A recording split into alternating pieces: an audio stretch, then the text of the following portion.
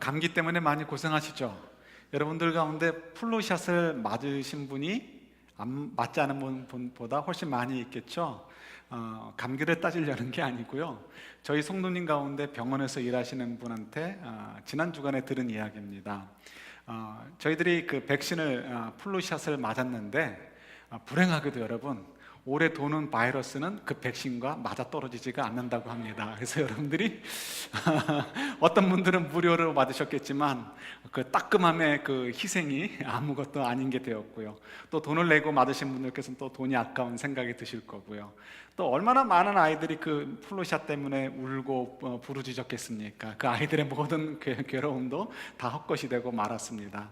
그러나 어느 누구도, 저희들 가운데 어느 누구도 우리 정부나 혹은 병원에게 우리가 수를 하지 않습니다. 왜냐하면 그것은 과학이기 때문에 그렇습니다. 과학은 확률이죠. 그래서 확률상 올해는 이런 바이러스가 돌 것 같습니다라는 거 전제하에서 주사를 만드는 것이고, 우리는 그 전제에 동의해서 주사를 맞습니다. 비록 전제에 제한되어 있는 것임에도 불구하고 때로는 몇십 불이라는 돈을 내고 그 주사를 맞죠. 그렇기 때문에 저희들 마음속의 한 부분에는 맞을 수도 있고 맞지 않을 수도 있다 라는 것을 이렇게 인정하고 있기 때문에, 설사 정부나 혹은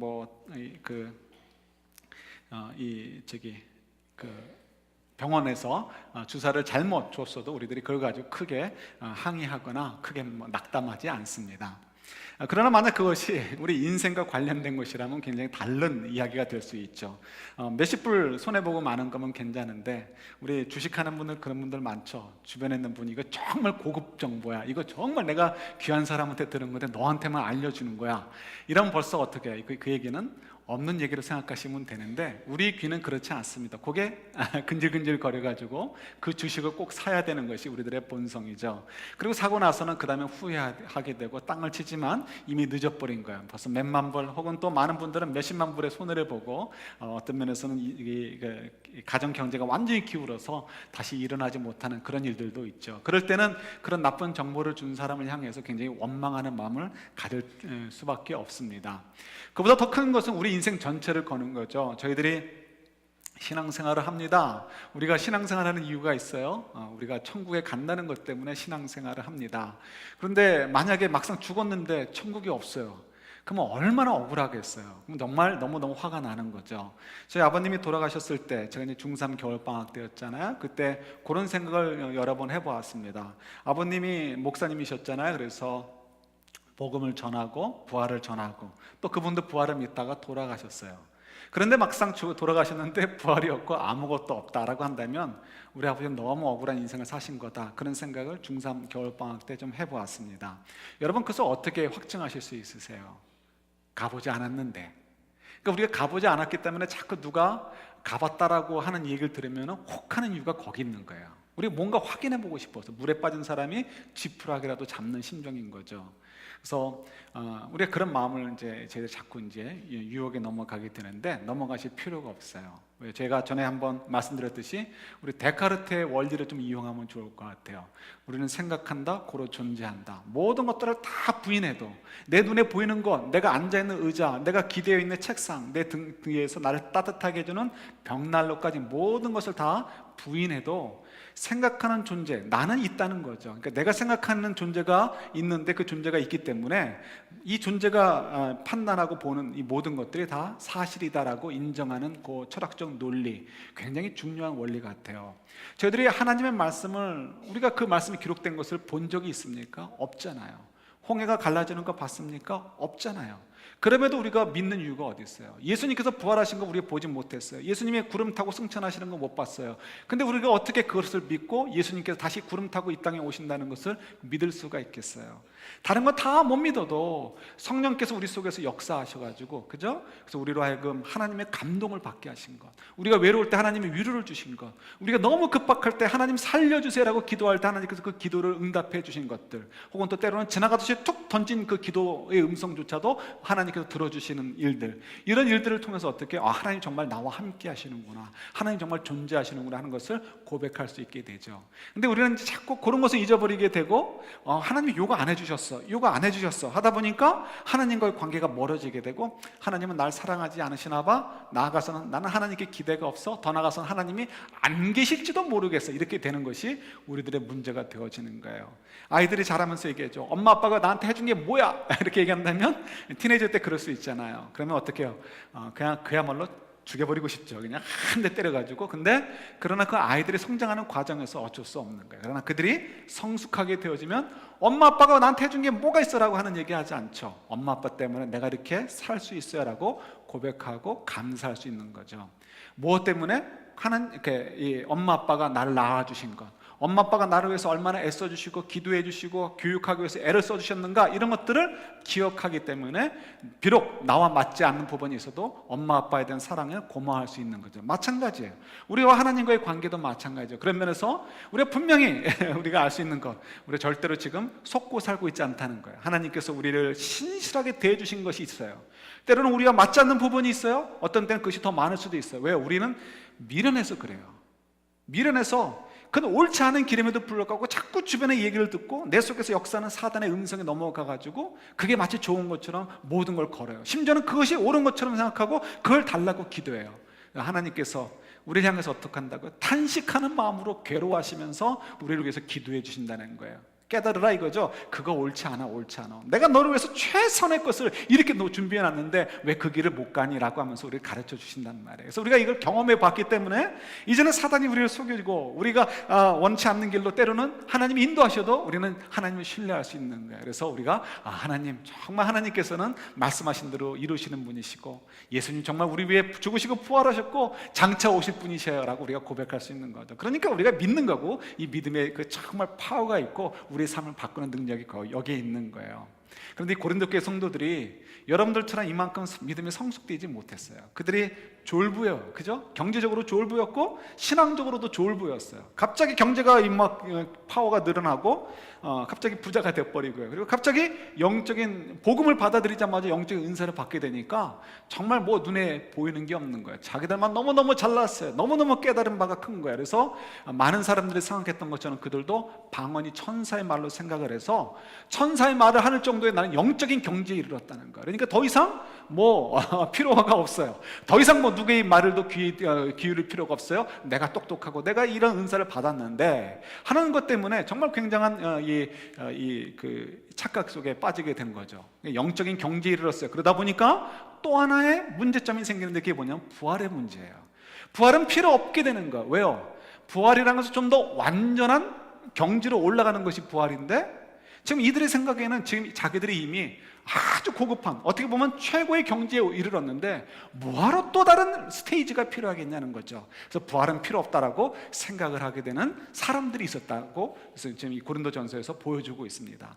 그분들이 그렇게 생각하는 데는 이런 영적인 미스 언더스탠딩이 있었지만 또 하나는 지난주에도 말씀드렸듯이 이 그리스 철학의 백그라운드 때문에 그래요. 이 그리스 철학은 일종의 뭐 이원론적인 생각들, 이원론이란 말을 참 조심해서 얘기했는데요. 근데 어쨌든 이원론적인 생각을 가지고 있어서 이 영적인 것은 선한 것이고 이 육적인 것은 악한 것이다라고 생각을 했습니다. 그래서 이 대표적인 철학자 플라톤 같은 경우, 뭐 지구상에 가장 뛰어났던 지혜로운 자라고 얘기하는 플라톤, 이 플라톤의 경우 영적인 세계가 이 영이 이제 지구의 선, 이데아라고 하죠. 이데아에 이르기 위해서는 또 뭐 이렇게 불어가 아니고 불교 쪽 그 언어로 얘기한다면 하타를 얻기 위해서, 우리 기독교적인 언어로 얘기한다면 천국에 가기 위해서는 어떻게 해요? 육체로부터 벗어나야 되는 거예요. 근데 육체는 이걸 올라가지 못하도록, 지구의 선에 이르지 못하도록 붙잡고 있는 거죠. 그래서 이 그리스 사람들의 입장에서는 영은 선한 것이고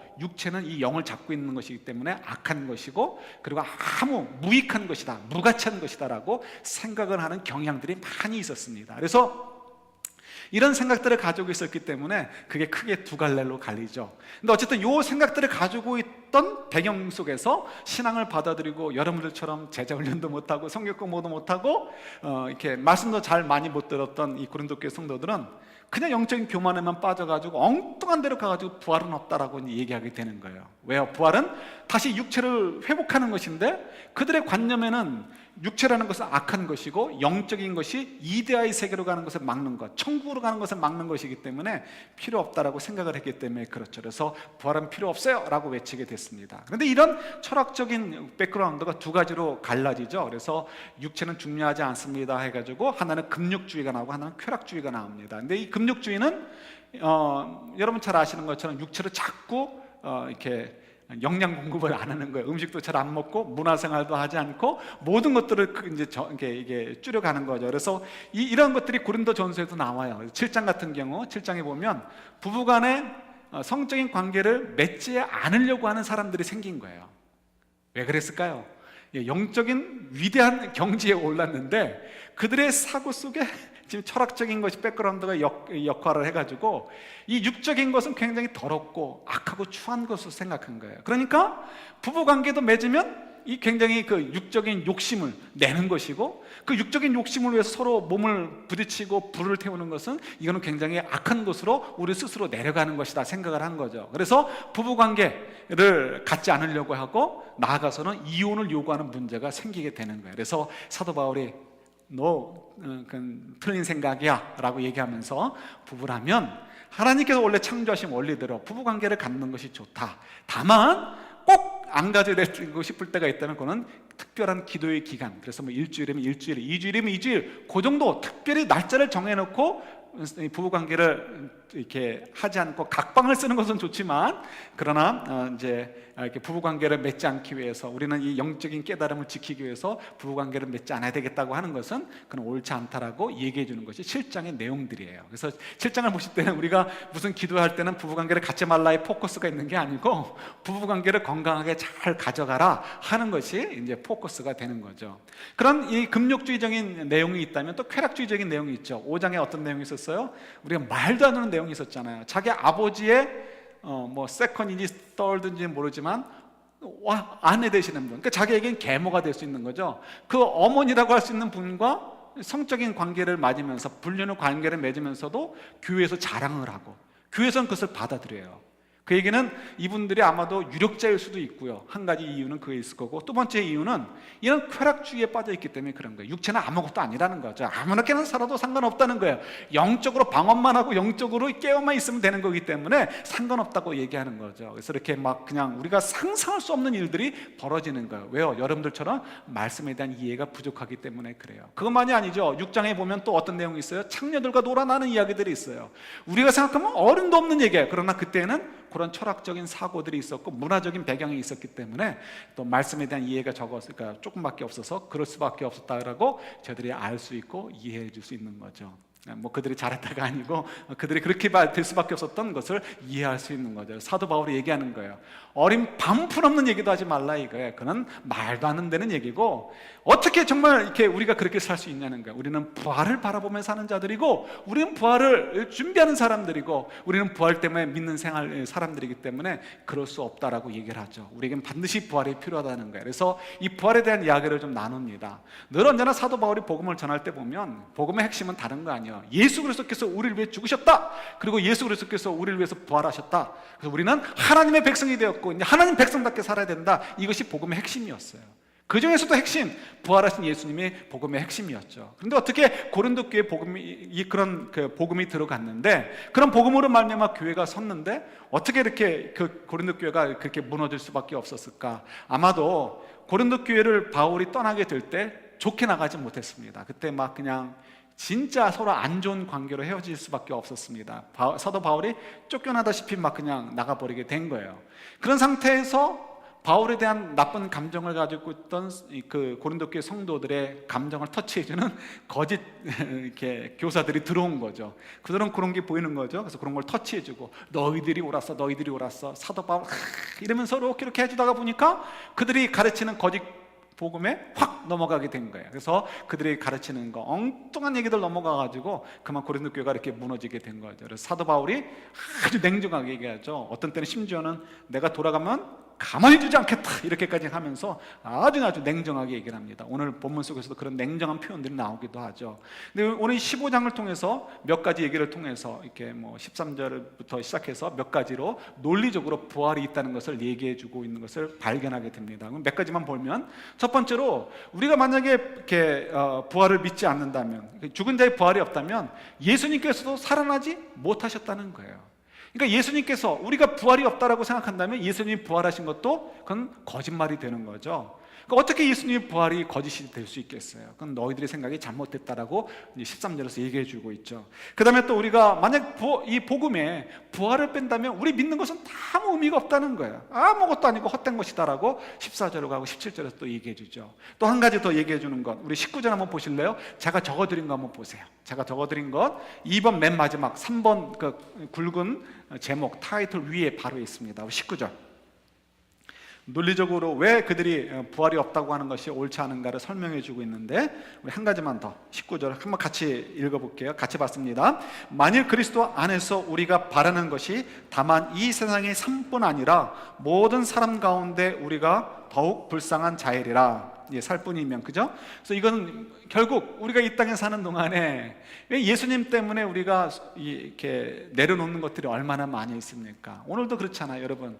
우리 성도님들 가운데 몇 가정은 애들 데리고 눈 구경 갔다가 스키 태우러 갔다가 불이 나게 내려와가지고 참석한 분들이 계셔요. 대부분 그렇죠. 예, 이왕이면 우리가 주일날 예배만 아니라면 거기 가서 주일날까지 쉬었다가 내려올 수 있잖아요. 근데 그렇게 하지 못하는 이유가 어디 있어요? 주님이 계시다는 것을 믿고, 우리도 부활하신 주님의 뜻대로 부활을 바라보는 사람들이기 때문에 주의를 지키기 위해서 이 자리에 나오죠. 하나님께 예배 드리기 위해서. 왜 그것만이에요? 여러분들이 얼마나 많은 일들을 이렇게 손해보고 계십니까? 사도 바울이 표현한 대로 나는 날마다 죽노라. 예, 저희들이 날마다 죽어요. 어떻게 죽습니까? 산산수훈의 말씀대로 한쪽 뺨 맞으면 이거 정말 분해가지고 7배로 갚아주고 싶은 마음을 정말 사귀면서, 예? 속이 새까맣게 타들어갈 정도로 삭히면서 어떻게 해요? 이걸 용서해 주려고 정말 이불 뒤집어 쓰고, 때로는 울고, 때로는 정말 방을 뒹굴면서 우리가 지낼 때가 얼마나 많아요. 누가 오리 가자고 할 때 심리 가주는 거, 네가 뭔데 나한테 오리를 가자고 얘기해, 이렇게 얘기하고 싶을 때가 많이 있지만 그 심리 가주라는 그 주님의 음성 때문에, 나는 부활에 동참할 자이기 때문에, 나는 예수 그리스도 앞에 설 자이기 때문에, 그것 때문에 그 오리 가자는 사람을 욕하지 못하고 어떻게든지 심리 가주는 척이라도 해주려고 죽으라고 애쓰는 것, 이거 우리들의 모습이잖아요. 그죠? 이게 이제 날마다 죽는 모습인 거죠. 근데 만약에 이것이 죽었는데 부활이 없어요, 죽었는데 예수님이 없어요, 그러면 얼마나 우리가 정말 불쌍한 사람들이에요. 이 땅에서의 삶만을 위한 것이라면, 이 땅에서 좀 더 건강해지고, 이 땅에서 좀 더 부유하게 되고, 이 땅에서 좀 더 좋은 학력을 갖고, 이 땅에서 조금 더 뭔가 권력을 가지려고 한다면 주님 편에 쓸 이유가 없어요. 사단 편에 쓰면 오히려 1등을 만들어줘요. 사단 편에 쓰면 오히려 1등을 만들어줘요. 그러나 주님 편에서는 세상의 기준으로 1등을 주님이 주시기를 원치 않으셔요. 왜요? 우리의 연약함을 통해서 하나님의 능력이 나타나길 원하시기 때문에 그래요. 근데 만약에 우리가 주님께서 정말 계시지 않고 부활이 없다면 그 예수님을 믿고 예수님의 능력이 나타나도록 나를 낮추시는 주님의 뜻을 따라 사는 것이, 모든 것들이 헛되게 된다면 우리는 얼마나 불쌍한 인생을 사는 거예요.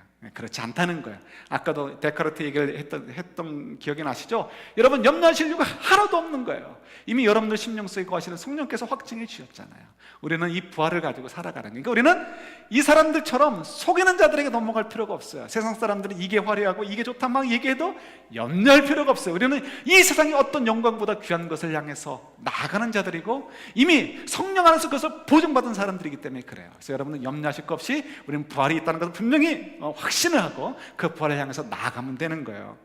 그래서 이 사도 바울이 이제 오늘 본문을 통해서 얘기하는 것들이 참 재미있는 표현들이 있습니다. 우리 33절 31절을 보시면 내가 매일 죽노라라고 얘기하죠. 날마다 죽노라라고 얘기하는데 이건 뭐 다른 거 아니에요. 아까도 얘기했듯이 날마다 죽는 거 뭔지 아시죠? 우리 하나님 말씀대로 살려고 나를 스스로 포기하는 것, 나를 낮추는 것, 내 주장을 내려놓는 것, 내 욕심을 내려놓는 것, 내 인생의 가치관을 바꾸는 것, 이런 것들이 날마다 죽는 거죠. 그런 기준을 가지고 사는 것, 그죠? 32절에 보면 에베소에서 맹수와 더불어 싸웠다라고 말씀이 있어요. 그러면서 내가 만약 부활이 없다면 그것이 무슨 유익이 되겠냐는 거죠. 그러니까 에베소에서 맹수와 싸운 것도 부활을 위해서, 부활을 바라보며 싸웠던 것이기 때문에 유익하다라고 얘기해요. 에베소에서 맹수와 싸웠다, 이게 무슨 뜻일까요? 이게 정확히 모르겠어요. 둘 중에 하나예요. 하나는 실제로 에베소에서 맹수와 싸웠던 일이 있을 수 있습니다. 지금도 미국에서도 이렇게 파악 같은데 혼자 가지 말라고 하죠. 왜냐하면 특히 남가주에서 그래요. 왜냐하면 이렇게 라이언이 있어요. 이게 아프리카 라이언은 아니고 여기 마운틴 라이언이 있는데 혼자 있으면 덤빌 때가 있다는 거죠. 그러나 두세 사람만 돼도 라이언이 이렇게 사람들한테 덤비지 않는다고 합니다. 그래서 꼭 반드시 그 산을 이렇게 하이킹을 하거나 할 때는 그 도심에서도 마찬가지예요. 절대로 혼자 다니지 말라, 그런 사인들을 종종 보게 됩니다. 뉴스에도 가끔 나오죠. 어쩌면 에베소에서도 그런 일이 벌어졌을지도 모르겠어요. 근데 그 일이 너무 큰 일이 돼가지고 이 고린도 교회 성도들도 소문을 들었을 수도 있겠죠. 근데 이것보다는 다른 이제 가능성이 더 큰 것 같아요. 이건 은유적인 표현 같아요. 왜 은유적인 표현이냐면, 여러분 우리 디모데전서를 묵상하면서 잠깐 나눴듯이 이 디모데전서는 에베소 교회에 디모데를 떨고 놓고, 그 떨고 놓은 디모데가 안 됐어가지고 격려해주는 편지가 디모데전서잖아요. 전후서죠. 근데 왜 에베소에 떨고 놨어요? 에베소에 문제가 너무 많았잖아요. 고린도 교회도 만만치 않지만 고린도 교회와 약간 다른 양상으로, 그러나 고린도 교회 못지않게 정말 아주 별일이 다 있었던 것이 에베소 교회죠. 그래서 에베소 교회의 아주 많은 그런 문제들 때문에 어쩔 수 없이 디모데를 내려놓을 수밖에 없었고, 거기 이제 세상 말로 말뚝을 받도록 거기다 이렇게 두고 올 수밖에 없었죠. 그래서 이 에베소 교회에 많은 문제들이 있었는데, 바로 그 에베소 교회에서 많은 문제들을 일으키는 성도들이나 혹은 거짓 교사들하고 사도 바울이 싸웠겠어요, 안 싸웠겠어요? 싸웠단 말이에요. 그래서 그 싸운 것을 이 은유적으로 맹수들과 싸웠다라고 표현하는 것으로 이해하는 것이 더 옳을 것 같아요. 그래서 이 에베소 교회에서 내가 그 거짓 교사들과 그 거짓 복음들과 내가 얼마나 치열하게 전쟁을 벌였고, 전투를 벌였고, 싸움을 벌였고, 그 속에서 에베소 교회를 회복했던 얘기들을 너희들이 알고 있지 않느냐라고 얘기하는 것, 이제 그런 이야기들로 우리가 이해해도 참 좋을 것 같아요. 물론 시대적인 앞뒤가 있지만 어쨌든 간에 그런 이런 일들이 충분히 벌어지는 일들인 거죠. 그래서 이제 지금 자기가 이렇게 애를 쓰는 것도 마찬가지로 부활을 향해서 가고 있기 때문이다라고 얘기를 합니다. 그리고 33절하고 34절에서 더 이상 그 악한 선생들의, 그 거짓 교사들의 악한 동무들, 악한 우리 같은 성도들이라고 생각하지만 가라지가 있죠. 이 가라지들이 늘 문제인데, 이 가라지는 늘 언제나 있어요, 그죠? 그래서 이 가라지가 문제예요. 그래서 최근에도 이 한국에서 어떤 이제 아는 분한테서, 선배 목사님한테서 이렇게 카톡이 왔는데, 그냥 큰 교회가 아니에요. 한 100명 정도 모이는 교회 같았는데, 이렇게 신천지인지 뭔지 모르겠는데 그 문제꾼들이 들어와가지고 또 교회를 한번 휘젓고 갔다고, 그래서 정말 너무 힘들다라고 카톡이 들어왔더라고요. 우리는 지난 10년 동안 그런 일들을 경험을 못했었는데, 앞으로도 없어야 되겠죠. 그러니까 정말 제대로 경계해야 되고 참 조심해야 돼요. 다른 사람을 경계할 게 아니고 우리 자신을 경계하면 되는 거예요. 그런데 그런 일들이 종종 많이 왕왕이 벌어지게 되는 거죠. 지금 고린도 교회도 그런 거예요. 그런 사람들이 자꾸 이간질하고 자꾸 문제를 일으키고, 선한 일을 대신 하나님의 기뻐하시는 일 대신 다른 엉뚱한 일들을 자꾸 격려하고 그런 일들이 벌어지게 되는 거죠. 그래서 그런 일이 이제 벌어지게 되는데, 사도 바울이 얘기하는 거죠. 악한 행실을 행하지 말라라는 거, 그리고 하나님이 기뻐하시는 일을 위해서 너희들 최선을 다하라라고 얘기를 하죠. 왜요? 그런 사람들은 어떤 사람들이라고요? 하나님을 알지 못하는 자라고 굉장히 냉정하게 얘기하는 거예요. 그런 사람은 하나님을 알지 못하는 사람이다라고 얘기하죠. 굉장히 부담스러운 얘기예요. 그러나 그가 얘기하고 있습니다. 조혜일 씨라고 여러분 아마 우리 시니어 분들은 아시지 않을까 싶어요. 1970년에 날마다 죽는 사람이라는 책으로, 책이 아니고 단편입니다. 굉장히 짧은 글인데 그 책으로 이렇게 유명해진 분이기도 하죠. 그리고 한 10년쯤 후에 1980년대에 이렇게 영화로도 나온, 영화 제목은 매일 죽는 남자로 바꿔가지고 나왔다고 합니다. 근데 영화는 보지도 못했고 이 소설만, 이 글만 읽어봤는데요. 내용은 이렇습니다. 굉장히 간단해요. 단역 배우예요. 굉장히 가난하죠. 단역 배우니까. 그래서 이제 첫 장면이 일요일 아침에 영화 찍는 곳으로 출근하는 일로 시작을 합니다. 그러면서 낡은 구두끈을 묶다가 구두끈이 끊어져가지고 그걸 잘 이렇게 대충 잘 묶어가지고 나가는 장면. 그러나 그것을 한심하게 쳐다보는 그 이제 만삭이 된 아내의 모습, 이런 것들로 이제 시작이 되어집니다. 그가 하는 일들은 단역을 통해서 이제 그 영화에 나오는 것인데 다른 것이 아니고 죽는 배우입니다. 그래서 죽는 배우도 주인공을 대신해서 죽는 거가 아니고요. 그냥 옛날 영화 그렇잖아요. 장군이 한번 칼을 확 휘두르면 몇 명쯤 죽어요? 한두 명 죽는 게 아니고 우르르 죽죠. 그 우르르르르 죽는 중에 한 명이 이제 그 사람인 거죠. 그래서 그 사람이 그날도 가서 우르르르 죽는 것 중에 한 명이 돼가지고 돈을 받습니다. 하루 종일 찍고서 얼마 받냐면 300원을 받아요. 300원이 얼마쯤이냐면 그 소설의 끝부분에 버스를 타고 갈 때 그 버스 값이 10원으로 나옵니다. 그러니까 지금으로 치면 뭐 10만 원쯤 될런지 얼마나 되는지 모르겠어요. 그러나 잡으면 300원, 그때 돈은 300원인 거죠. 그날 마침 또 이렇게 오퍼가 들어오기를 저녁에 한 건 더 뛸 일이 있다고 얘기를 합니다. 너무 피곤하지만 그러나 이 만삭이 된 아내를 기억하고 자기를 한심하다는 듯이 쳐다봤던 그 모습이 기억나고 또 태어날 아기도 생각이 나니까 피곤한 몸을 이끌고 한 건 더 뛰게 됩니다. 밤늦게 막차 버스를 타고 집으로 가는데 그가 마음속에 뿌듯함이 있는 거예요. 왜요? 2탕 뛰었거든요. 그래서 600원 중에서 10원은 버스값 냈으니까 590원을 주머니에 넣고서 마음 든든해하면서 자랑스럽게 집으로 돌아가는 거죠. 그러면서 마음속에는 어떤 꿈이 있냐면은 빨리 이 버스가 도착해가지고 동네 정육점이 문 닫기 전에 그 정육점에 가서 피가 뚝뚝 떨어지는 신선한 고기 한 근 사가지고 가족들과 함께 먹는 것, 그런 꿈을 꾸면서 이제 이 소설이 마무리되는 거예요. 그 한 끼 먹어 살기 위해서 매일 죽는 사람, 그죠? 이것이 어떻게 보면 우리들의 모습이 아닐까 싶어요. 그 사람이 죽는 것은 거짓으로 죽는 것이 진짜로 죽는 것이 아닙니다. 사도 바울이 얘기하죠. 자기는 매일 죽는다. 그리스도를 위하여. 왜? 부활을 바라보기 때문에. 저 사람들도 매일 죽죠. 예, 매일 죽어요. 그러나 그것이 우리가 죽는 것이 아닌 거예요. 그는 죽으면서 300원씩 버는, 요즘으로 얘기하면 100불씩 버는 그런 게임이 되는 거예요. 우리는 영원한 나라, 부활을 향해서 나아가고 있고요, 주님 앞에 쓸 날을 향해 나아가고 있습니다. 그걸 위해서 우리는 오늘도 단역 배우처럼 하나님의 상급을 받기 위해서 주께서 죽으라고 할 때 우리의 죽는 모습을 보여주는 거예요. 근데 어떻게 죽느냐? 예, 그걸 이제 우리가 생각해 봐야 되죠. 지난 1년을 돌아봅니다. 너무 요즘 바빠가지고 뭐 묵상할 시간이 별로 없는데 여러분도 다 마찬가지일 거라고 생각이 들어요. 그런데 그럼에도 불구하고 우리가 어떻게든 묵상을 해야죠. 1년을 돌아보니까 참 우리가 정말 열심히 잘 달려왔기 때문에, 저도 뭐 비록 신앙이 어쨌든 간에 최선을 다해 달려왔기 때문에 정말 하나님 주신 것들이 너무 감사하고 은혜가 너무 많은 것 같아요. 물론 아쉬움이 있습니다. 어느 누구라고 아쉬움이 없겠습니까? 아쉬움이 있고 섭섭함이 있고 안타까움이 있죠. 그러나 우리는 정말 주님 안에 있기 때문에, 주의 인도하심 속에 있기 때문에 사실 우리가 오버롤로 보면 우리 감사할 것이 너무나 많아요.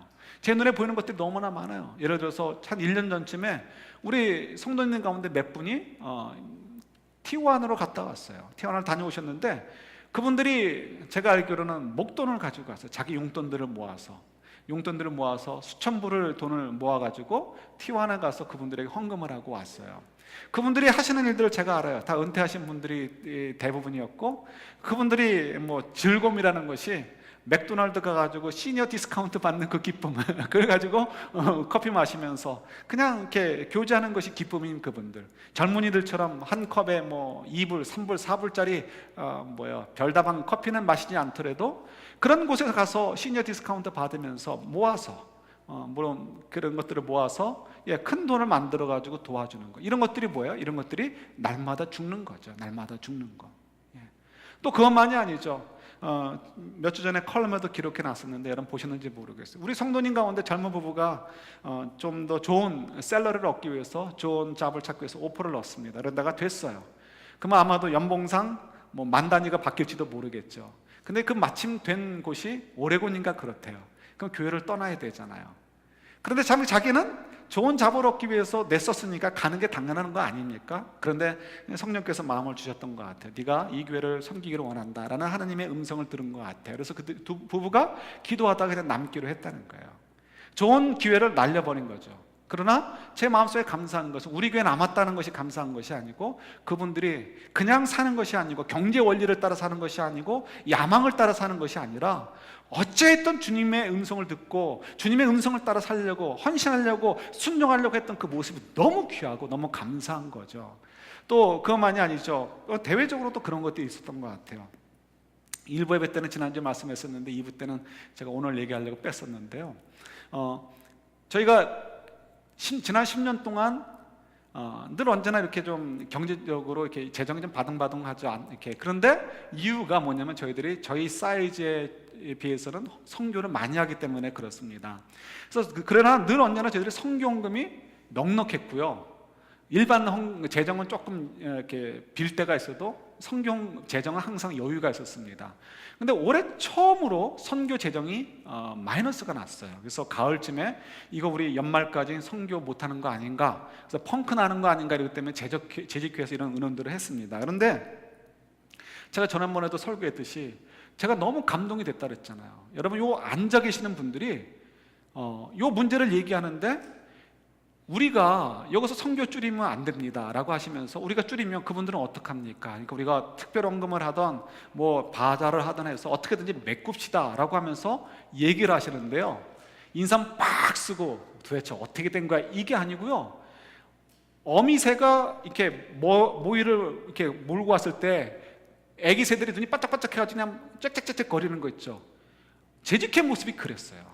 이건 주님이 아시고 여러분도 아시니까 뭐 다 아실 거예요. 조금 더 뻥튀기가 아니고 눈이 반짝반짝 해가지고요, 어느 때보다 신나고 어느 때보다 익사이링 해가지고 어떻게든 이거 마련해서 우리가 연말까지 합시다, 우리 약속한 거니까 지킵시다 라고 하시는데 너무너무 정말 제가 감동이 된 거예요. 목사님, 제가 감동이 됐죠. 그리고 정말 하나도 부족함이 없이 넘어가게 되고 다 드릴 수 있었어요. 그리고 또 올해 새해를 또 계획할 수 있었죠. 이 설교를 했는데 마침 그때 저희 교회에서 예배를 드렸던 분이 그 얘기를 듣고서 이 감동을 받았다는 거예요. 자기가 그동안 경험했던 교회들 속에서는 그렇지 않았다는 거죠. 항상 재정이 부족하면 먼저 그쪽을 손을 대고 그쪽의 것을 이렇게 빼버렸던 것들이 계속 그렇게 반복이 되었었는데, 저희 교회는 그렇지 않은 교회로 처음 봤다는 거예요. 이건 뭐 별거 아닙니다. 근데 우리는 별거 아니지만 이제 어떤 분들에게 이게 좀 별거로 보일 때가 있는 거죠. 근데 제가 이제 감사한 것은 다른 분들이 와서 봤을 때 그 감동될 만큼 여러분들을 정말 그렇게 하나님께서 성령의 감동을 주시고 그렇게 하셨다는 것. 그래서 전국비보다 솔직한 얘기로 더 반짝반짝거렸던 것 같아요. 여러분들 눈빛이. 그 감동은 여러분 잊지를 못합니다. 제가. 그거 정말 아주 재산인 거죠. 재산. 정말 진정한 재산인 거죠. 이런 것들이 뭐예요? 여러분들이 죽는 거예요. 죽는 거.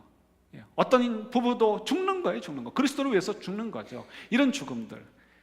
뭐 그것만이겠습니까? 다 어떻게 얘기를 할 수 있겠어요? 여러분, 지난 한 해 동안 얼마나 많이 죽으셨어요.